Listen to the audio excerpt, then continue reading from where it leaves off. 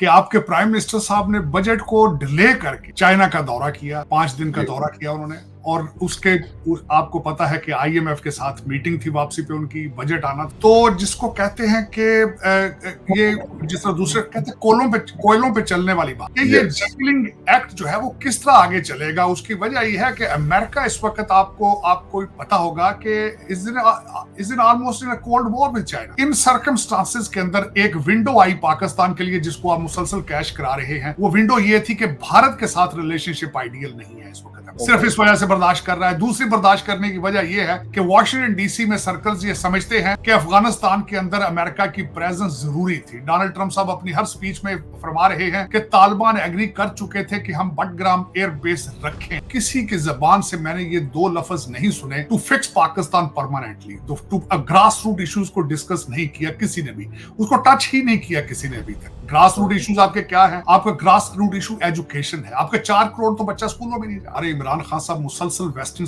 जो कंट्रीज हैं उनको यही ब्लेम करते हैं कि यूके में पैसे जा रहे हैं, बर्तानिया में पैसे, अमेरिका में जा रहे हैं, टोरंटो में जा रहे हैं। इसकी मिसाल एक है, मैं बताना ये चाहूँ, अगर आपका बच्चा सिगरेट नोशी शुरू कर दे तो आप कोने पे जाके सिगरेट वाले की दुकान को आग लगा दें। How it is vibe? आप अपने बच्चे को क्यों नहीं समझाते? Watch federal post, bold and independent.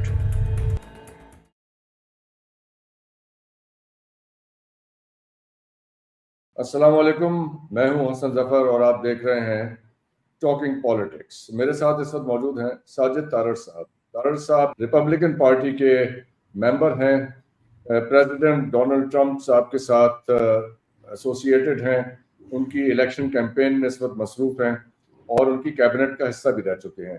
Tarar साहब, वेलकम। माय प्लेजर डॉक्टर साहब, thank you so much. Let's talk about Pakistan to begin with, क्योंकि आप पाकिस्तान को अच्छा रीड करते हैं, हालांकि आपकी वहाँ पे मसरूफियात हैं। जो IMF का सिलसिला है पाकिस्तान के साथ, 24th प्रोग्राम जिस वक्त हमारा, जिसमें हम एंटर हुए हैं, और प्राइम मिनिस्टर शहबाज शरीफ की along with the army chief general Asim Munir साहब के साथ वो चाइना गए, उस विजिट को, ये दोनों चीज़ें जो इस वक्त पाकिस्तान की इकोनॉमी के हवाले से चल रही हैं, लोकल इकोनॉमिक मैनेजमेंट और पाकिस्तान की efforts to attract foreign investment, how does it look to you from the USA where you are sitting at the moment? Doctor साहब, सबसे पहले तो शुक्रिया आपका। आपने ये जो क्वेश्चन किया वो जिस तरह अमेरिका में कहा जाता है कि $1 मिलियन क्वेश्चन है। $1 मिलियन क्वेश्चन इस तरीके से है कि आपके प्राइम मिनिस्टर साहब ने बजट को डिले करके चाइना का दौरा किया, 5 दिन का दौरा किया उन्होंने, और उसके आपको पता है कि आईएमएफ के साथ मीटिंग थी, वापसी पे उनकी बजट आना था। तो जिसको कहते हैं कि ये जिस तरह दूसरे कहते हैं कोयलों पे चलने वाली बात है कि ये डीकलिंग एक्ट जो है वो किस तरह आगे चलेगा। उसकी वजह यह है कि अमेरिका इस वक्त आपको पता होगा कि इस दिन almost in cold war with China. इस वक्त इलेक्शन का समय है, इलेक्शन हो रहा है नवंबर में इलेक्शन हो रहा है, और डोनाल्ड ट्रंप साहब अपनी हर स्पीच के अंदर जो जिस चीज को टारगेट करते हैं, बार बार वो ये कहते हैं कि अगर वो पावर में होते तो आज चाइना रशिया अलायंस नहीं होना था। इस वक्त अमेरिका का सबसे बड़ा जो इशू है, जो थ्रेट है, वो चाइना रशिया कोलिजन है। और उसमें आपको पता है पुतिन साहब कई दफा चाइना जा चुके हैं। नया फाइनेंशियल सिस्टम जो है उसको बनाने की कोशिश की जा रही है। कल की खबर थी कि सऊदी अरेबिया जो है वो अपने जो पेट्रो कॉन्ट्रैक्ट है उसमें डॉलर से बाहर निकलने की कोशिश कर रहा है।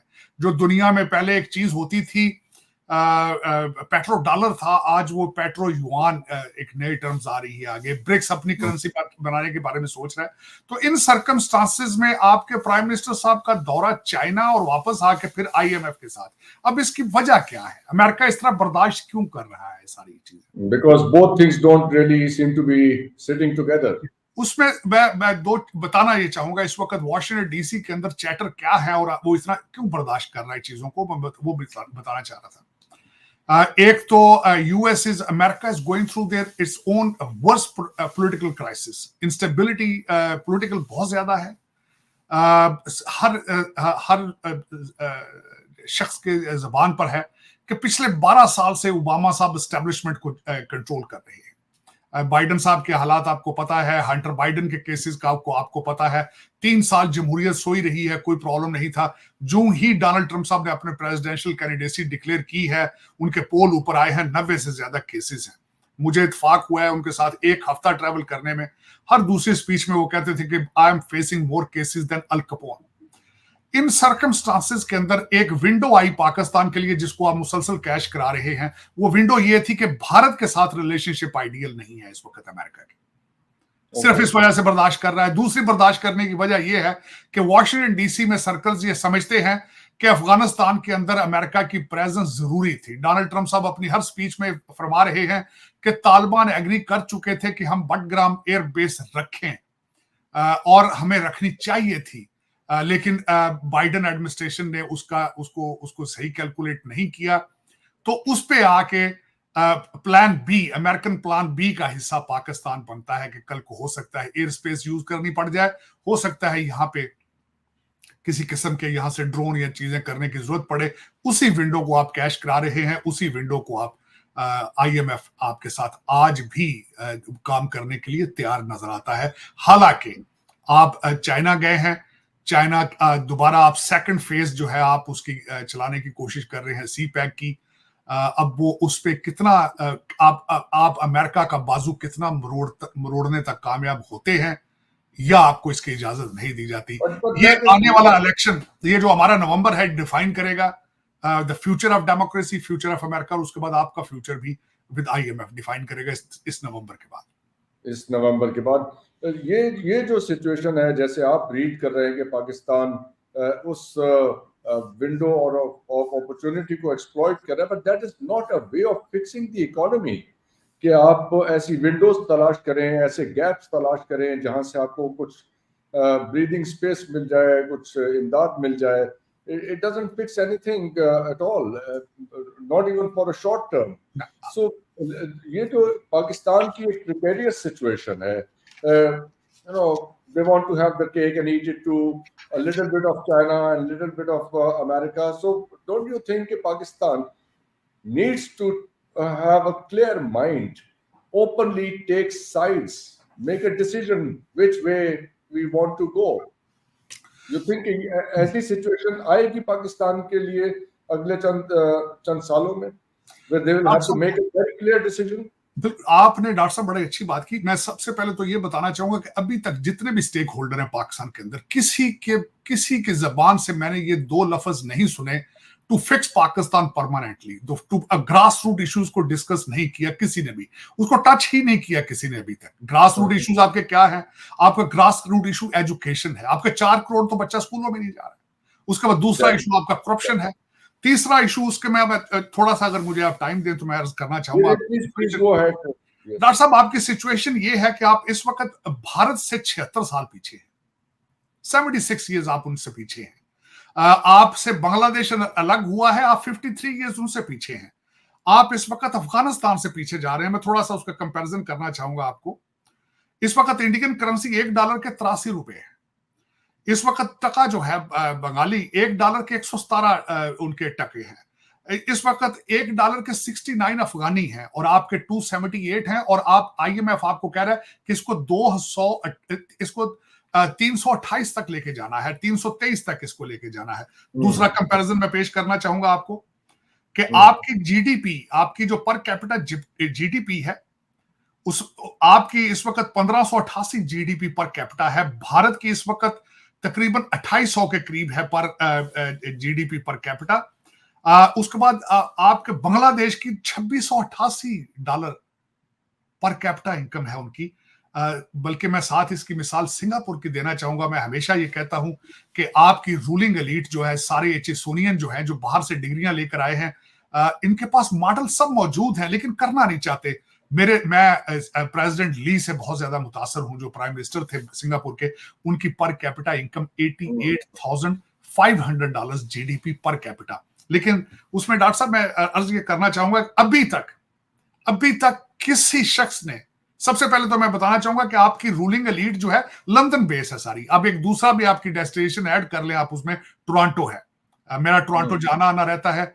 और मैं दुबई में भी, खासकर मैं बिजनेस अबू धाबी में भी कर रहा हूं, हर शख्स को पता है। मेरे वहां बैंकर दोस्त हैं अबू धाबी में, अभी एक हफ्ता वहां से पहले आया हूं, मेरा प्रोजेक्ट जो फाइनेंस कर रहे हैं, वो अक्सर मुझे कहते हैं कि हम हैरान हैं कि पाकिस्तान से इतना पैसा आ रहा है, कैश प्रॉपर्टियां खरीदते हैं, कैश। टोरंटो में भी कैश खरीद रहे हैं प्रॉपर्टी। कंट्री बैंकरप्सी के सर पे है, आप बैंकरप्ट हो चुके हैं, सर पे नहीं है।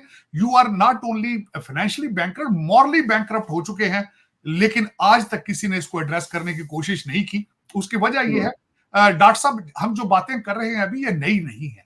ये पाकिस्तान के बच्चे को पता है कि उनके लूटने वाले कौन है और लूट के कहां जा रहे हैं। मैं आज हैरान हूं इस बात पे, हालांकि मेरा I have nothing to do with the Pakistani politics. Imran Riaz को किस तरीके से पकड़ा गया है, एक केस में अदालत ने आज छोड़ा है, शाम को दूसरी एफआईआर हो गई है, ठीक है, होना चाहिए। आपको खतरा है, शहबाज गिल साहब मुल्क से बाहर गए हैं जजों की वजह से, और कई लोग जजों की वजह से बाहर गए हैं, बाहर से वापस नहीं आ रहे। लेकिन क्या ही अच्छा होता कि करप्शन पे भी क्रैकडाउन इसी तरह किया जाता। क्या ही अच्छा होता कि ईसीएल में नाम डाले जाते। ये जितने मनी लॉन्ड्रर इस वक्त बैठे हैं पाकिस्तान में, जो दुबई में प्लाजों पे प्लाजे बना रहे हैं, जो टोरंटो में कैश प्रॉपर्टीज $5 मिलियन की खरीद रहे हैं, आपकी एजेंसियों को सब पता है। एक सोच और एक बात है। आपने डॉक्टर साहब, जब से पेगासस सिस्टम खरीदा था इजराइल से, अब आप हवावे से ले रहे हैं सारा कुछ। सिर्फ पॉलिटिकल क्रैकडाउन पे इस्तेमाल ना करें, खुदारा पाकिस्तान के लिए भी इस्तेमाल करें उसको, करप्शन के ऊपर भी क्रैकडाउन करें। ये जजों की भी जो आपके पास वीडियोस हैं, ऑडियोज हैं, आपके पास मौजूद हैं, इनको पाकिस्तान के इंटरेस्ट में इस्तेमाल करें, इन फाइलों को, ना सिर्फ जातियात पे इस्तेमाल करें। यही ट्रेजेडी है पाकिस्तान की। एक चीज ऐड करने दीजिए यहाँ पे जो भी करप्शन के हालात हैं वो आप जानते हैं, सारी दुनिया जानती है, हम भी जानते हैं। लेकिन यहाँ पे एक सोच पाई जाती है पाकिस्तान में कि यूएसए, मैं बिल्कुल स्पेसिफाई कर रहा हूँ, USA is letting it happen. Foreign powers, western powers, namely United kingdom is letting it happen, इसलिए कि एक तरफ तो वो पाकिस्तान को वीक करना चाहते हैं, मैं एक सोच की बात कर रहा हूँ। दूसरी तरफ of course they are the beneficiaries, यहाँ से पैसा जाता है, वो उनकी इकोनॉमी में लगता है, they have no problem with it. तो उसमें जो यहाँ पे कह लीजिए कि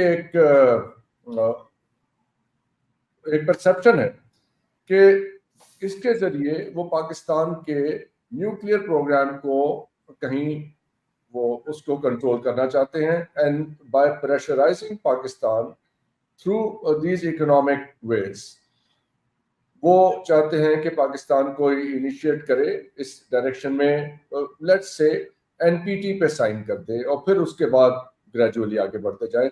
सो अगर पाकिस्तान ऐसा क्रैक डाउन करता है किसी भी स्टेज पे ऑन दीज करप्ट एलिमेंट्स, जिनकी आप भी बात कर रहे हैं और हम भी बात करते हैं, तो उसमें तो फिर वो वेस्टर्न प्लान के अगेंस्ट नहीं, सारी वो इस किस्म की जो एंटी करप्शन ड्राइव है वो तो वेस्टर्न प्लान के साथ इन कॉन्फ्लिक्ट आ जाएगी। डॉक्टर साहब, इसका ये जो आपने जो बात की है, मैं थोड़ा सा इसमें मजीद ऐड करना चाहूंगा। बिल्कुल, हमारे इमरान खान साहब मुसलसल वेस्टर्न जो कंट्रीज हैं उनको यही ब्लेम करते हैं कि यूके में पैसे जा रहे हैं, बरतानिया में पैसे, अमेरिका में जा रहे हैं, टोरंटो में जा रहे हैं। इसकी मिसाल एक है, मैं बताना ये चाहूंगा। अगर आपका बच्चा सिगरेट नोशी शुरू कर दे तो आप कोने पे जाके सिगरेट वाले की दुकान को आग लगा दें, हाउ इट इज वायबल? आप अपने बच्चे को क्यों नहीं समझाते? अच्छा ठीक है, मैं कहता हूं यूके बंद कर देगा आपके करप्शन के पैसे, वो दुबई ले जाते हैं, दुबई बंद कर देगा तो वो टोरंटो ले जाते हैं। मैं इसमें क्या ही मजायका है कि आप अपने बॉर्डर्स को, अपने एयरपोर्ट्स को कंट्रोल करें। अगर आप खुद ही अपने आप को ठीक नहीं करना चाहते तो दूसरे कंट्रीज को किस तरह ब्लेम करेंगे? अब मैं छोटी सी मिसाल देना चाहूंगा। अफ्रीका से 1 टन सोना हर महीने यूएई स्मगल होके आ रहा है, 1 टन। वो यूएई नहीं लेगा, वो कहीं और ले जाएंगे, वो किसी और कंट्री को जाके भेज देंगे। तो ये दर हकीकत बात ये है, अगर पाकिस्तान में पाकिस्तानी लोग पाकिस्तान में पाकिस्तानी नहीं बनना चाहते, अमेरिका का उसमें क्या कसूर है? यूएई यूनाइटेड किंगडम का क्या असूल है? उसमें उनका कसूर है। एक कंट्री बंद कर देगा, कहीं और चले जाएंगे। मैं छोटी सी मिसाल देना चाहता हूं आपके भारत के साथ। वहां पे डुअल नेशनलिटी बैन है। आपके सारे जज, जितनी स्टैब्लिशमेंट है, सबके बीवी बच्चे डुअल सिटीजन है। 1 सेकंड लगता है आज आप अपनी रूलिंग एलीट का को कंट्रोल कर लें कि वो बाहर डुअल सिटीजनशिप नहीं रखनी, अकाउंट नहीं रखने, उनके बच्चे बाहर नहीं जाएंगे, 90% प्रॉब्लम आपके सॉल्व हो जाएंगे। लेकिन करेगा कौन? ये कौन करेगा? Very good tip, very good tip.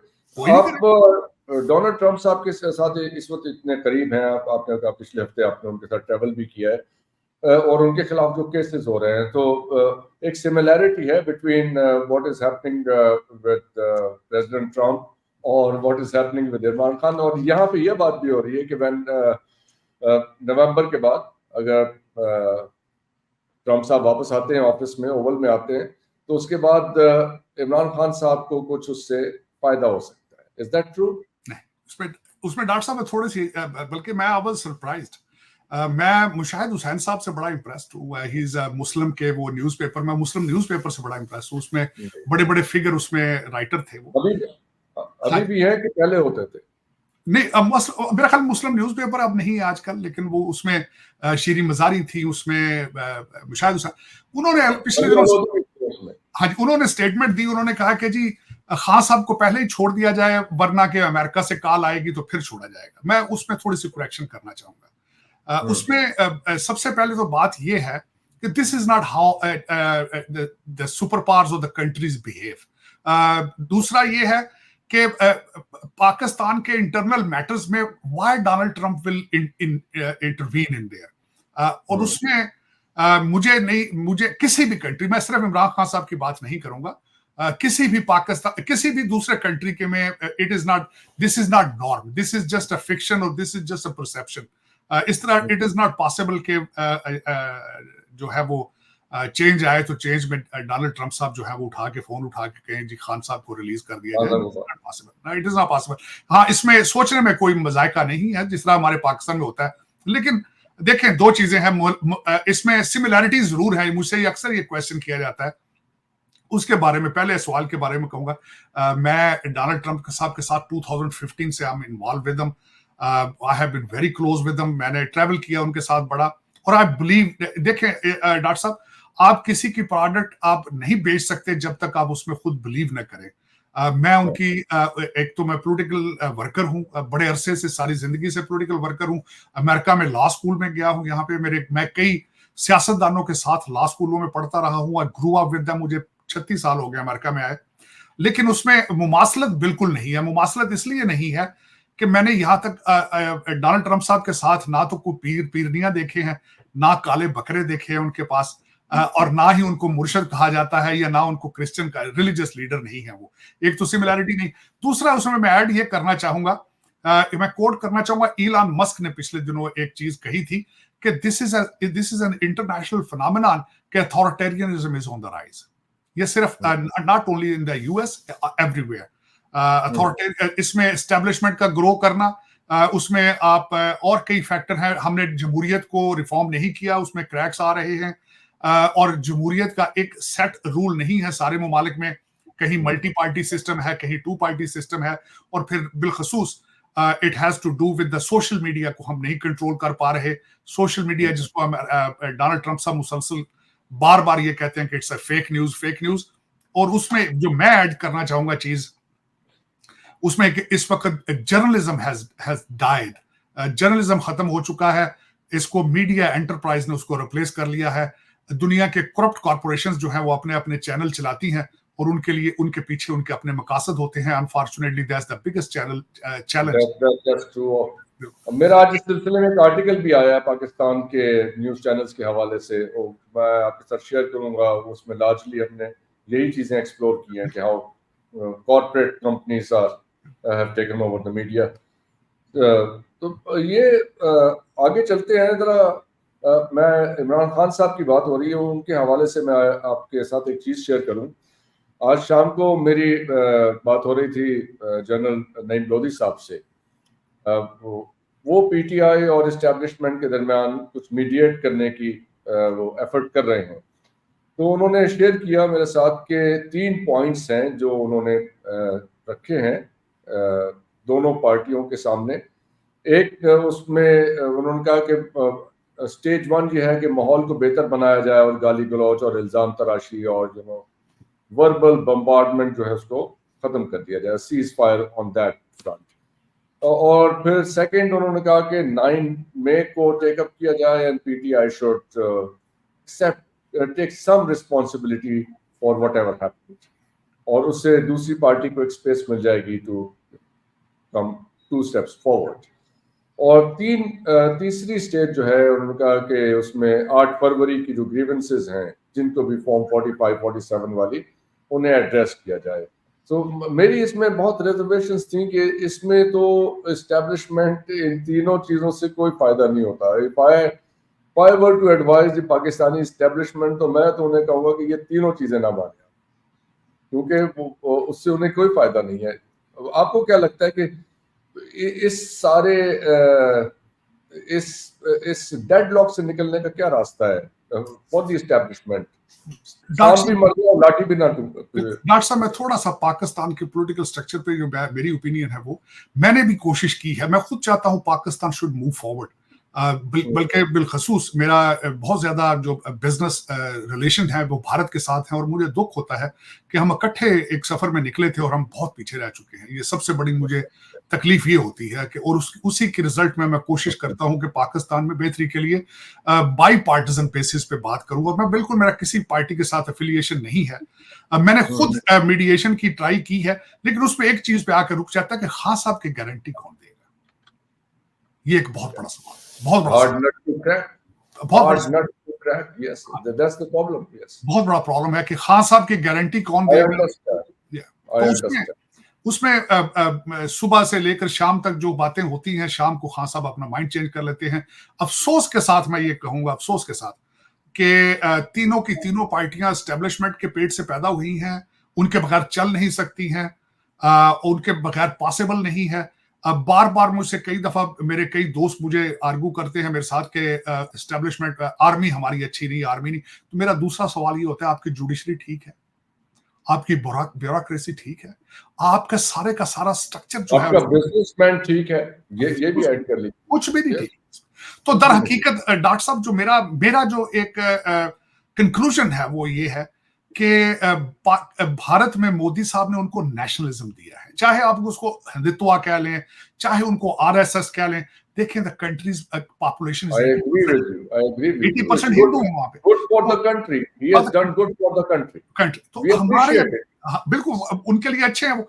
हमें क्यों नहीं मिल रहा? 76 सालों में हमें अभी तक कोई लीडर इस सारे करप्शन और इस सारे गन से बाहर निकालने के लिए।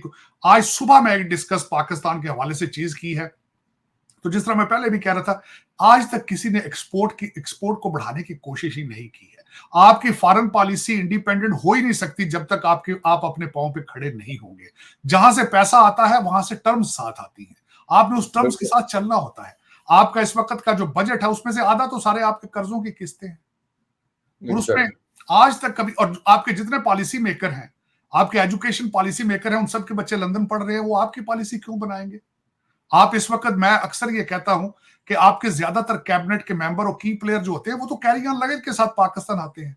वो तो अपना वो तो अब उनके पास तो बुकिंग वाला भी नहीं होता, टैची केस बड़ा जो, वो तो कैरी ऑन के साथ आते हैं, कैरी ऑन के साथ वापस आ जाते हैं।